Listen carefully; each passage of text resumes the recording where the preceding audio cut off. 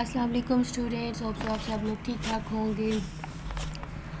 जी students, जिन बच्चों ने assignment नहीं जमा करवाई तो प्लीज़ जो जो मेरा लेक्चर सुन रहा है वो बाकियों को भी इन्फॉर्म कर दें। आप लोगों की दोबारा एक्सेप्ट नहीं होगी, वरना 0 मार्क्स लगेंगे। आज या कल तक जमा करवा दें, इसके बाद किसी की एक्सेप्ट नहीं होनी। तो ये भी सिर्फ एक कहते हैं ना, गोल्डन चांस दिया है आप लोगों को। ये स्टूडेंट्स, हमारा जो आर्टिफिशियल इंटेलिजेंस का सब्जेक्ट है उसमें हमने चैप्टर नंबर 11 को स्टार्ट किया हुआ था, न्यूरल नेटवर्क्स, और हमने न्यूरॉन्स के बारे में थोड़ा सा इंट्रोडक्शन आप लोगों को जो है वो प्रोवाइड किया है।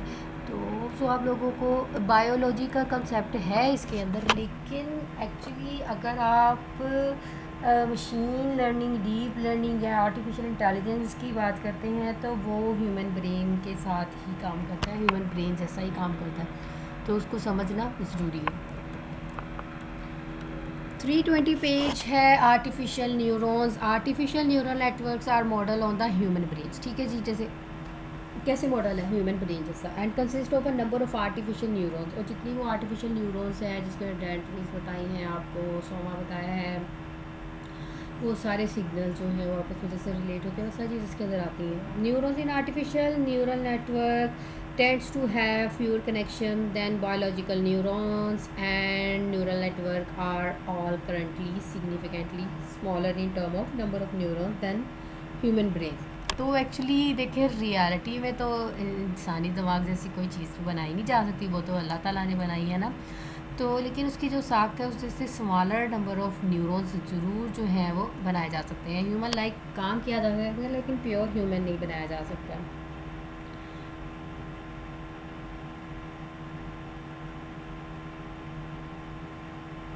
क्यूलच एंड पिट्स 1943, एंड इन्होंने इसको एग्जामिन किया है, इस न्यूरॉन्स के कंसेप्ट को।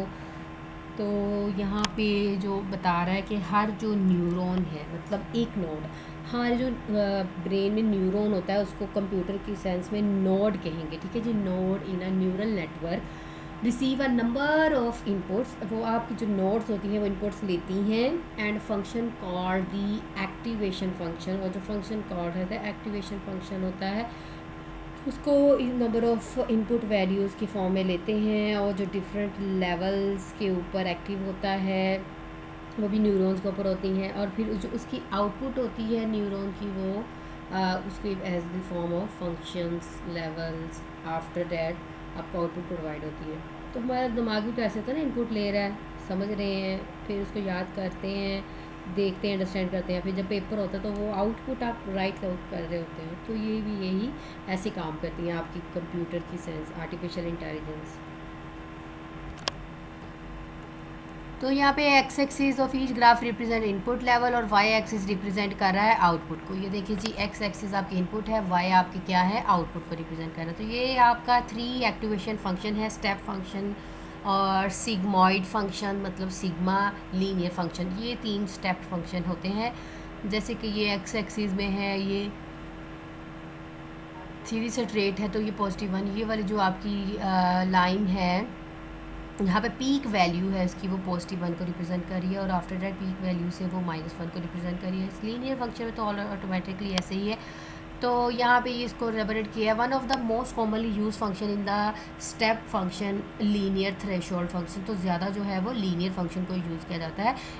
इन using this function input of the neurons are summed up. ठीक है, तो उसको सम किया जाता है और मल्टीप्लाई किया जाता है, जितने भी उसके वेटेड फॉर्म्स में कैलकुलेशंस आ रही होती हैं, मतलब जितनी भी इनपुट्स हो रही होती हैं उसको आपस में क्या किया जाता है, मल्टीप्लाई किया जाता है और सम अप किया जाता है। And this some is compared with the threshold, और उस सम को थ्रीशोल्ड वैल्यू के साथ, मतलब टाइम के साथ, थ्रीशोल्ड, यहाँ पे टी जो है थ्रेशोल्ड वैल्यू जो आपकी एक्स एक्सिस में वैल्यू थी, लीनियर थी, उसके साथ क्या किया जाता है, कंपेयर किया जाता है। If the some is greater then the threshold, अगर आपका जो सम है वो थ्रीशोल्ड की वैल्यू लाइक अगर 2 है तो उससे ज़्यादा आ जाती है, ठीक है, then the neuron fires and has an activation level of +1। Sorry, threshold value से ज़्यादा होगी तो वो +1 होगा, थ्रीशोल्ड वैल्यू से कम होगी तो वो -1 होता है। ये देख लें, थ्रीशोल्ड वैल्यू तो अप है तो वो +1 है, -1 कब होगा, जब वो बिलो होगा। otherwise inactive and has an activation level of 0. In some network, when the sum does not exceed the threshold, the activation level to be considered -1 instead of 0. तो समटाइम ऐसा होता है कि हम 0 की बजाय पता क्या करते हैं कि -1 को एक्सेप्ट कर लेते हैं.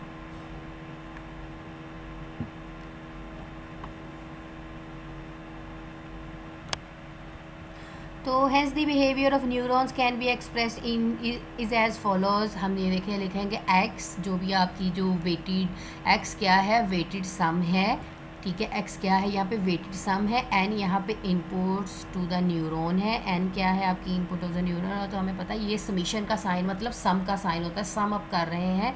आई इज़ इक्वल टू 0 यहाँ पे वैल्यू है, मतलब 1, आई 1 से स्टार्ट हो रही है. डब्ल्यू, ठीक है, डब्ल्यू आपकी टोटल कोरेस्पॉन्डिंग वेट को रिप्रेजेंट कर रहा है.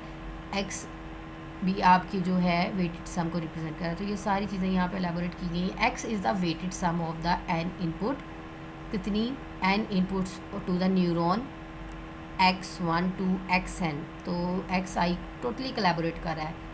Where each input xn is multiplied by the corresponding weight wn. तो इस वजह से इसको wi और wx है, इसको क्या किया है, मल्टीप्लाई कर रहा है. जितनी भी आपकी वैल्यूज़ हैं वो इनपुट की न्यूरॉन्स के साथ मल्टीप्लाई हो रही हैं.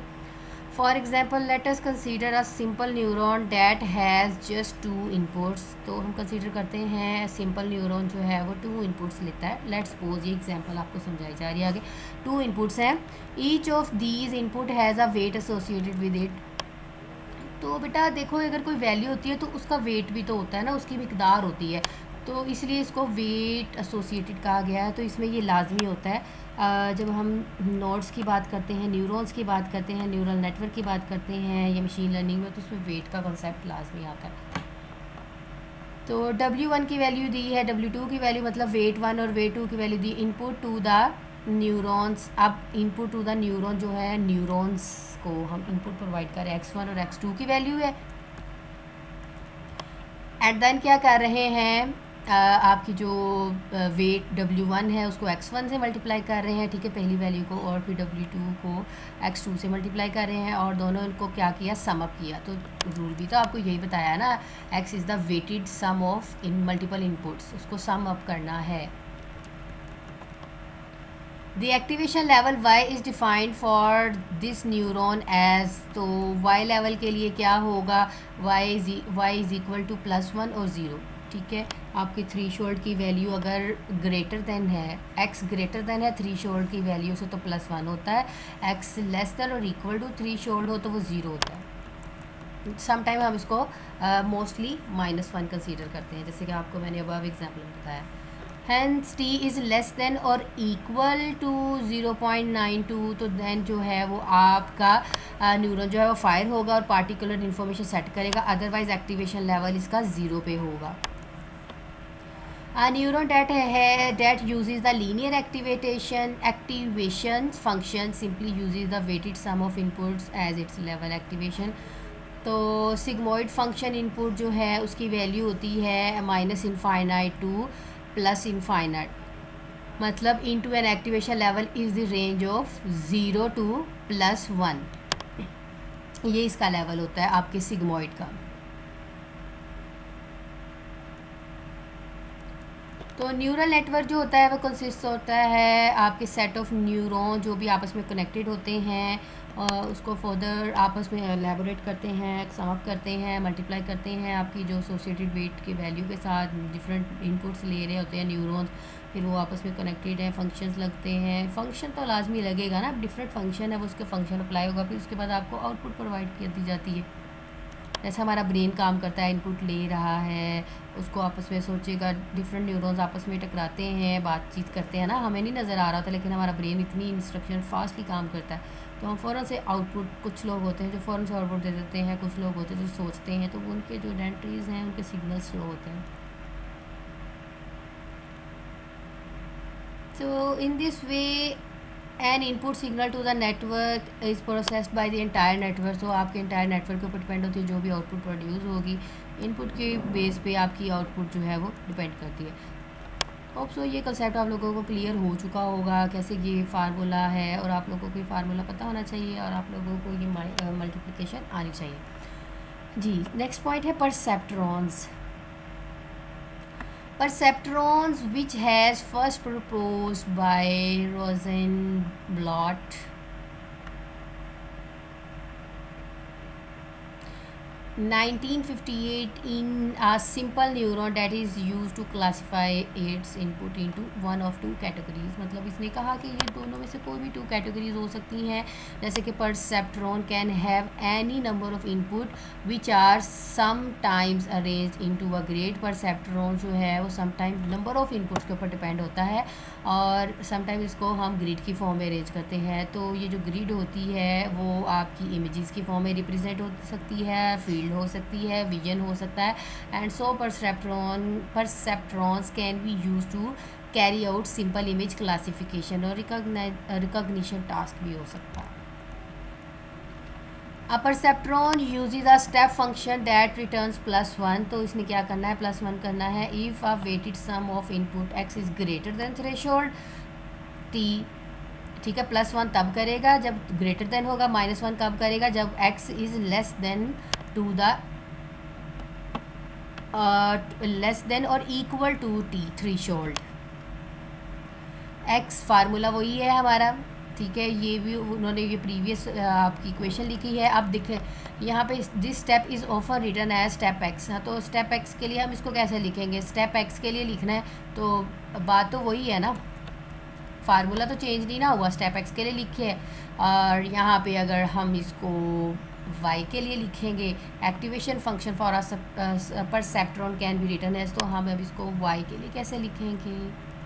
तो y के लिए लिखना मुश्किल नहीं है बिकॉज़ ये देखो y था तो यहाँ पे ये स्टेप x की जगह पे x की जो वैल्यू है ये पुट कर दी है, दैट्स इट. अभी ये i इज़ इक्वल टू 0 के लिए की है, इसका क्या मतलब है, note that here we have allowed i to run from 0 instead of 1. This means that we have introduced 2 new variables w0 and x0. तो हम यहाँ पे 2 न्यू वेरिएबल जो हम इंट्रोड्यूस करवा रहे हैं i इज़ इक्वल टू 0 की वजह से. w0 मतलब वेट और उसकी input. We define x0 as 1, x0 की वैल्यू 1 है और w0 की हम ले रहे हैं -t. -t मतलब minus threshold. Single perceptron can be use to learn and classification task where it receive. आपका जो सिंगल परसेप्ट्रॉन है उसकी क्लासिफिकेशन टास्क होता है, वो रिसीव करता है एक इनपुट और क्लासीफाई कर देता है इनटू 2 कैटेगरीज 1 और 0. आपका परसेप्ट्रॉन 1 और 0 2 वैल्यूज़ में इसको क्लासीफाई कर देता है. तो हम कंसीडर कर लेते हैं ट्रू और फॉल्स. 1 आपका ट्रू हो जाएगा, 0 आपका फॉल्स होता है. तो परसेप्ट्रॉन जो है उसकी लॉजिक कैसे होगी, Boolean operator such as and और के ऊपर होगी. तो फर्दर लर्निंग परसेप्ट्रॉन का क्या है, first random weight are assign to input. तो टिपिकली इसकी जो वैल्यू है -0.5 एंड +0.5 होगी. तो इसी तरह ही पॉजिटिव पीस ऑफ क्लासिफिकेशन करते हैं, training data as a negative provide करते हैं, मतलब पॉजिटिव और नेगेटिव दोनों के दरमियान में हम इसको इनपुट आउटपुट और वाइस वर्सा रिवर्स करते रहेंगे. तो मॉडिफिकेशन ऑफ डिपेंड करती है, जैसे कि formula of this for this modification according to Rosenblatt के मुताबिक उसने कहा कि WI plus A multiply XI multiply E. अब यहाँ पे E क्या है, E यहाँ पे एरर को रिप्रेजेंट कर रहा है. E क्या है, एरर है दैट वाज प्रोड्यूस, जो एरर जो है वो आ गया है, प्रोड्यूस हो रहा है. एंड A क्या है, लर्निंग रेट है, वेयर जिसकी वैल्यू है 0 से 0 लेस देन है A से और A लेस देन है 1 से. E is defined as 0. तो E जो है एरर है, इसको हम 0 से डिफाइन करेंगे if the output is correct. अगर आपकी आउटपुट स्टूडेंट्स करेक्ट आई है तो इसका मतलब है E एरर मतलब 0 है. Otherwise it is positive if the output is too low and negative if the output is too high. In this way if the output is too high और decrease in weight, अगर आपकी output बहुत ज़्यादा high है तो wait आपका decrease होगा. किसकी वजह से, इनपुट की वजह से जो रिसीव हो रही है पॉजिटिव वैल्यू. तो this rule is known as perceptron training rules. तो ये आप लोगों को चीज़ पता होनी चाहिए. Once this modification to the weight has taken place, the next piece of training data is used in same way. Once all the training data have been applied, अगर सारी ट्रेनिंग डाटा उसके ऊपर अप्लाई कर दी जाती है तो process दोबारा start होता है अनटिल तब तक जब तक सारे वेट मतलब सारी उसकी आउटपुट जो है करेक्ट ना हो and all errors are zero, जब तक उसके जो एरर्स हैं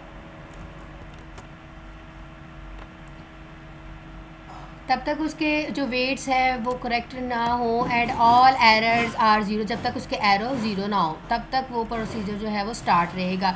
each iteration of this process is known as epoch, मतलब कि ये आपकी करेक्शन होनी चाहिए जब तक एरर ज़ीरो ना हो जाए, तब तक वेट करेक्ट ना हो.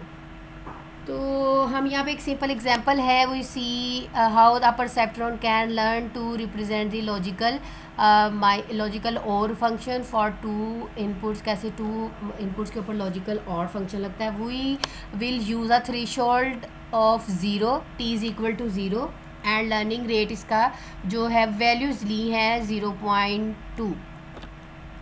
तो यहाँ पे वेट एसोसिएटेड हो रहा है. Two input initial I two are random value, दो रैंडम वैल्यू के दरमियान में -1 और +1. W1 -0.2 ले ली है और ये आपकी पॉजिटिव वैल्यू ले ली है. First epoch is run through the training data will consist of the four combination of 1 और 0, मतलब इसी के कम्बिनेशन के थ्रू भी पॉसिबल वैल्यू जो भी इनपुट की होगी.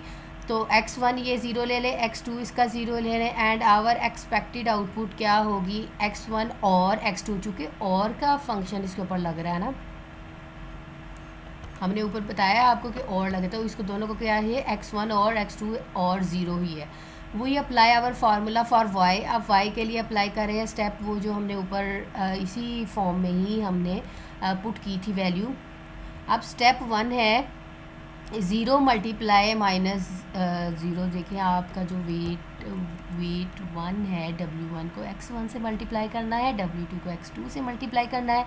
यही हमारा फार्मूला था ना, और उसको प्लस करना है, जो भी वैल्यू है वो आपकी 0 आएगी. तो ये आपकी एक्सपेक्टेड आउटपुट क्या है 0 है. तो इस तरीके से हम परसेप्ट्रॉन्स में वैल्यूज़ निकालते हैं. सो यहाँ पे y as expected and error e is there for 0, so the weighted don't change. x1 0 है और x2 की वैल्यू जो है वो 1 ली है, तो वैल्यू पुट की है, तो यहाँ पे एक्सपेक्टेड जो है वो आपकी ट्रू वैल्यू आई. Again this is correct, so the way do not change, need to change. देखो जब करेक्ट वैल्यू निकल रही है तो उसको चेंज करने की क्या ज़रूरत है. x1 1 है, x2 0 ले लिया, अब उससे रिवर्स ले ली है, तो ये भी आपकी स्टेप 2 जो है वो 0 के इक्वल आई है. तो यहाँ पे अब क्या चीज़ है, दिस इज़ इनकरेक्ट बिकॉज 1 और 0 is equal to 1. So we should expect y to be 1 for this set of inputs and the weight are adjusted. We will use the perceptron training rule to assign two new weight. ये जो formula था उसका वो उसके अंदर जो इसकी values हैं, लर्निंग रेट a की वैल्यू इन दिस केस और e की वैल्यू 1, सो असाइन कर दें. ये W1 की वैल्यू 0 निकली. Now we use the same formula to assign a new value वे 2 के लिए भी अप्लाई करेंगे, तो यहाँ पे 0.4 निकली. अब W2 did not contribute this to this error, it is not adjusted, तो ये एडजस्ट नहीं होगा. W2 का क्या है 0.4 आ रहा है. तो this final piece of training is now used. x1 is equal to 1 and x2 is equal to 1. अब 1 की वैल्यू ऐड करो तो यहाँ पे 1 आया, तो ये एक्चुअली क्या है करेक्ट वैल्यू है. So the weight are not adjusted, लेकिन करेक्ट है ये. तो डिफरेंट फार्मूला है, उसके अंदर वैल्यूज़ पुट करनी है एंड और ऑपरेटर्स लगा के काम किया हुआ है, और कोई चीज़ नहीं इसमें ऐसी कॉम्प्लेक्स नहीं है. आपने इसको कॉम्प्लेक्सिटी में नहीं लेके जाना कि ये क्या चीज़ें हो रही हैं. फार्मूलाज हैं, फार्मूलाज आते होंगे, वैल्यूज़ पुट करें और पढ़ना है. जब तक आपने रीड आउट नहीं करना ना, मेरे पढ़ाने से कोई फ़ायदा नहीं होना. टेबल है जी, simple run showing how the weight change for a simple perceptron when it learns to represent the logical और फंक्शन.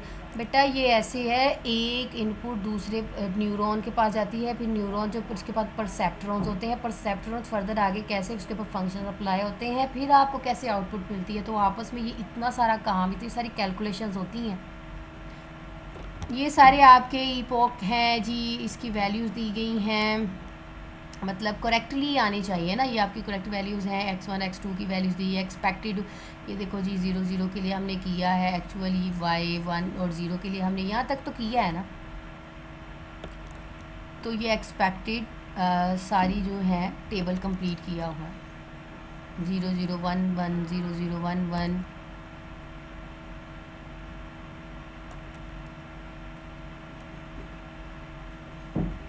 तो उसके ऊपर डिफरेंट फंक्शंस लगाए अकॉर्डिंग टू वो ऊपर जो आपके फार्मूलाज है ना उसके ऊपर। वैसे ही ये सारी वैल्यूज़ निकाली गई हैं और कोई चीज़ नहीं है इसमें कि ये आप कंफ्यूज हो जाए कि ये क्या चीज़ है। तो इसी तरह एक्सक्लूसिव और एक्सक्लूसिव एंड नॉट सारे फंक्शंस इसके ऊपर लग सकते हैं, अप्लाई हो जाएंगे। तो ये आपकी जो 0 + 1 1 × 2 × 1 ये सारी वैल्यूज़, ये जो डार्क प्लॉटेड लाइन है ये क्या चीज़ है, तो ये सारा इसके अंदर एलैबोरेट है। ये आपका जो डायग्राम्स है वो किस चीज़ को रिप्रेजेंट कर रही है। Illustrate the difference between linear separately function and one which is not. Points are plotted one each graph and the solid आपकी जो लाइन है वो रिप्रेजेंट कर रही है ट्रू को, एंड जो आपकी होलो डॉट रिप्रेजेंट कर रहा है ना, होलो डॉट है ये वाला जो डॉट है, फॉल्स को रिप्रेजेंट कर रहे हैं। सॉलिड लाइन आपकी जो ट्रू को है और होलो डॉट रिप्रेजेंट कर रहे हैं फॉल्स को। It should be clear that not dash line could be, ये आपको पता होना चाहिए ये डैश लाइन नहीं है, ये होलो लाइन है। Drawn in the second case for the exclusive or function that would be separate solid dot hollow ones. तो इसकी रीज़न क्या है, single perceptron can only model function that are linearly separatable can be seen by examining the following function। तो ये आपकी वही function है, उसके बाद ये भी वही चीज़ ही है, लेकिन यहाँ पे -1 है। बात तो वही है ना, हम इन सम केसेस में -1 एज्यूम करते हैं 0 की जगह पे। तो हम इस फंक्शन को effectively dividing and searching space use करते हुए line to which x = t हो, अगर लेट्स सपोज करो ग्रेटर दैन और इक्वल दोनों के बजाय अब x = t हो जाए, जो आपकी मेन वैल्यू है थ्रेशोल्ड के इक्वल आ जाए, तो देन हम क्या करते हैं, perceptron of the line is divided one class from the other is defined as follows w1 x + w2 x2 = t। तो ये इस तरह इसकी set of values for w1 के लिए और w2 के लिए सूटेबल होगी।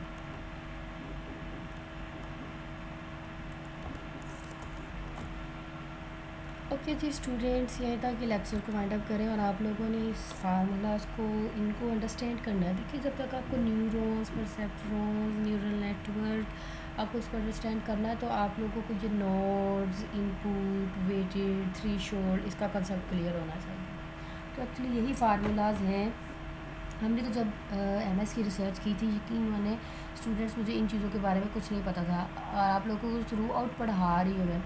तो ये चीज़ याद रखें कि हमने जब कंसेप्ट लिया था, मुझे तो आई थिंक एक पूरा महीना इस न्यूरॉन्स का कंसेप्ट समझ में नहीं आया था। एक्चुअली ये कोई मुश्किल चीज़ है ही नहीं। तो इसके कंसेप्ट जो है वो न्यूरॉन्स जो है वो नोड्स के साथ कंपेयर करेंगे। वो आपकी इनपुट जो भी देखे इंस्ट्रक्शन ले रहा है, एक न्यूरॉन दूसरे न्यूरॉन को डाटा सेंड कर रहा है, तो हमारा एक्चुअली ब्रेन है, न्यूरॉन्स का कम्बिनेशन है, वो डेंट्री से डाटा ले रहा है, वो डिफरेंट थ्रेशोल्ड की वैल्यूज़ को कंपेयर कर रहा है। देखो मैंने पहले क्या सोचा और मैंने बाद में क्या बोला, तो वो ये वही चीज़ें ही हैं। आपकी वैल्यू क्या ही है और पहले वैल्यू क्या थी, उसके साथ कंपैरिजन करता है कि ट्रू थी या फॉल्स थी। हमारे पास सेंस है ना। तो इसी तरह आपके जो रोबोटिक सिस्टम है, आर्टिफिशियल इंटेलिजेंस है, न्यूरल नेटवर्क सिस्टम है, इसमें ये सारी चीज़ें एज अ वेटेड फॉर्म और थ्रेशोल्ड के साथ हम कंपेयर करते हैं। तो मल्टी लेयर न्यूरल नेटवर्क जो है हम इसको नेक्स्ट लेक्चर में देख लेंगे। तो ये देख लो यहाँ पर इतनी सारी कम्प्लेक्शन करता है हमारा दिमाग। तो ये 3 लेयर्ड फॉरवर्ड न्यूरल नेटवर्क को हम नेक्स्ट लेक्चर में देख लेंगे। ओके जी स्टूडेंट्स, गुड लक, अपना बहुत सारा ख्याल रखिएगा। अल्लाह हाफिज़।